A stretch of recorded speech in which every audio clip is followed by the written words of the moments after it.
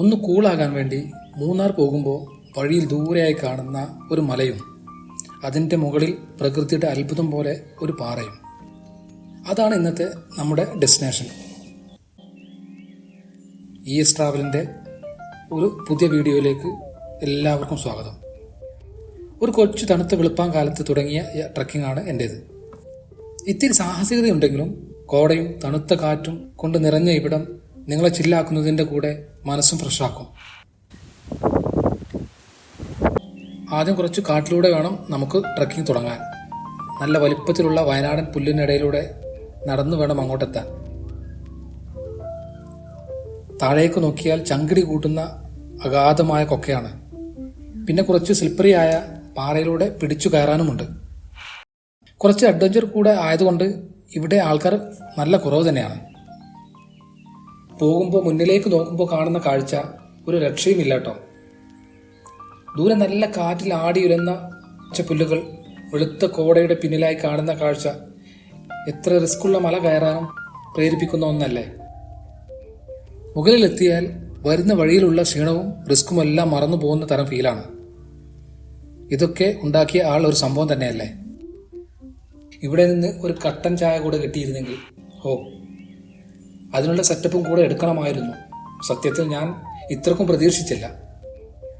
ഇന്നലെ തന്നെ അടിമാലിയിൽ വന്നു സ്റ്റേ ചെയ്താണ് ഇത്രയും നേരത്തെ ഇവിടെ എത്തിയത്. എന്തായാലും ഇനി ഈ സ്ഥലത്തിന്റെ ആകാശ കാഴ്ചയിലേക്കും ഒന്ന് പോയി നോക്കിയാലോ നമുക്ക്.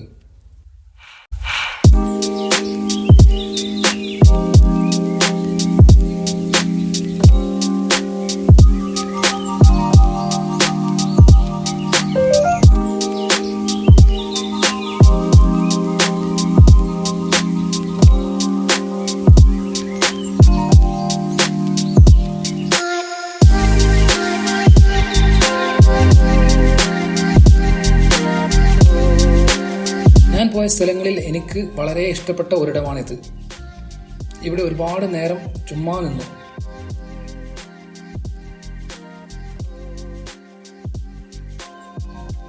ഇവിടെ ഇങ്ങനെ വന്ന് ഒറ്റയ്ക്ക് ഇരിക്കാൻ ഒരു വല്ലാത്ത വൈബ് തന്നെയാണ്.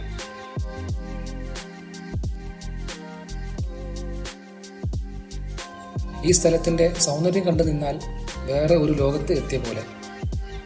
സോളോ ആയതുകൊണ്ട് തന്നെ എത്ര നേരം വേണമെങ്കിലും നമ്മുടെ ഇഷ്ടം പോലെ നമുക്ക് ഇവിടെ നിൽക്കാം.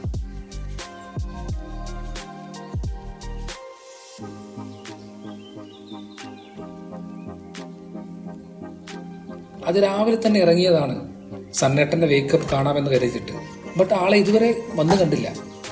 തണുപ്പും മേഘങ്ങളും ഉച്ചയായിട്ടും ആളെ വിട്ടു കാണില്ല. കുറേ നേരം ഇവിടെ നിന്നതിന് ശേഷമാണ് എനിക്ക് ഏരിയൽ വ്യൂ എടുക്കാൻ പറ്റിയത്. കുറച്ചെങ്കിലും കാറ്റും കോടയും ഒന്ന് കുറയണ്ടേ.